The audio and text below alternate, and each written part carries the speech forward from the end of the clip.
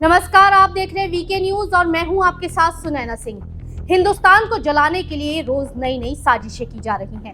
हिंदुस्तान में हिंदुओं को इतना डराया जा रहा है कि कहीं कहीं उनको अपना घर छोड़कर जाने को मजबूर होना पड़ रहा है। कभी हमारे त्योहारों को हिंसा का निशाना बनाया जाता है तो कभी हमारी धार्मिक यात्राओं को। कुछ दिन पहले यानी 31 जुलाई को हरियाणा के नूंह में निकाली गई शोभा यात्रा के दौरान हुई हिंसा को भूले तो नहीं होंगे आप, और भूल भी कैसे सकते हैं, क्योंकि कट्टरपंथी हमें रह रहकर निशाना जो बना रहे हैं।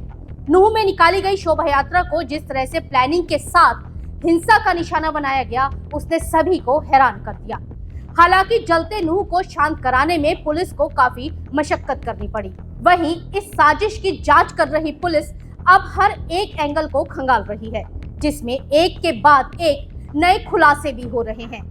इन्वेस्टिगेशन के दौरान लाउड स्पीकर को लेकर नया खुलासा हुआ है, तो चलिए आपको बताते हैं कि नूंह हिंसा में क्या है लाउड स्पीकर कनेक्शन। दरअसल जो नई जानकारी सामने आ रही है उसके मुताबिक नल्हड़ मंदिर के पास स्थित मोहम्मदपुरिया मस्जिद के इमाम फजरू मियां ने मस्जिद में लगे लाउड स्पीकर से ये भड़काऊ भाषण दिया और झूठी अफवाह फैलाई कि शोभा यात्रा में शामिल हिंदू मंदिर के पास बनी दुकान को लूट रहे हैं। हालांकि भड़काऊ और झूठी अफवाह फैलाने के बाद से मियां जी फरार हो गए, लेकिन उनका तीर निशाने पे जरूर लग गया और शांति से निकाली जा रही शोभा यात्रा पर मुस्लिम पक्ष के लोगों ने बड़ी संख्या में इकट्ठा होकर हिंसा की। यात्रा में शामिल हिंदुओं पर प्लानिंग के साथ पत्थर, डंडे, यहाँ तक कि गोलियां भी बरसाई गई। इन कट्टरपंथियों ने कई गाड़ियों को आग के हवाले कर दिया।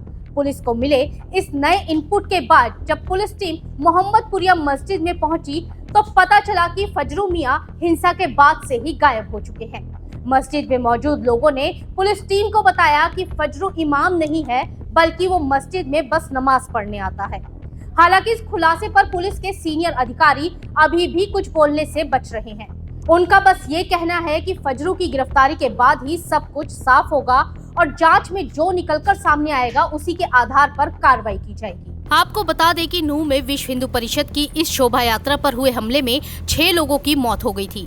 यहां लगाई गई आग की लपटें आसपास के इलाकों समेत गुरुग्राम तक भी पहुंच गई थी। इस हिंसा के बाद हिंदू संगठनों की महापंचायत हुई थी और इसमें फैसला लिया गया था कि 28 अगस्त को एक बार फिर नूंह में विश्व हिंदू परिषद की ब्रिज मंडल यात्रा को निकाला जाएगा। इस नए खुलासे के बाद एक बात तो समझ में आती है कि जब भी कट्टरपंथी हिंदुओं के खिलाफ किसी साजिश की प्लानिंग करते हैं तो मुस्लिमों को अपनी प्लानिंग समझाने के लिए मस्जिद के इमाम लाउड स्पीकर का इस्तेमाल करते हैं। वहीं अगर मस्जिद में मौजूद लोगों की बात मान भी ली जाए तो फजरू मियां इमाम नहीं बल्कि सिर्फ नमाज पढ़ने आता था, तो यहाँ एक सवाल जरूर उठता है कि कैसे उसने मस्जिद के लाउड स्पीकर से भड़काऊ बयान दिया। जब वो इमाम नहीं है तो क्यों उसे किसने लाउड स्पीकर इस्तेमाल करने की इजाजत दी? मतलब मस्जिद कमेटी ने यहाँ आने वाले कोई भी शख्स को लाउड स्पीकर इस्तेमाल करने की इजाजत दे रखी है? अगर नहीं तो फिर उनकी ये दलील बेफिजूल लगती है। नूंह हिंसा पर इस नए खुलासे के बारे में आपकी क्या राय है, हमें कमेंट बॉक्स में जरूर बताइएगा। नमस्कार। वीके न्यूज, राष्ट्र के नाम।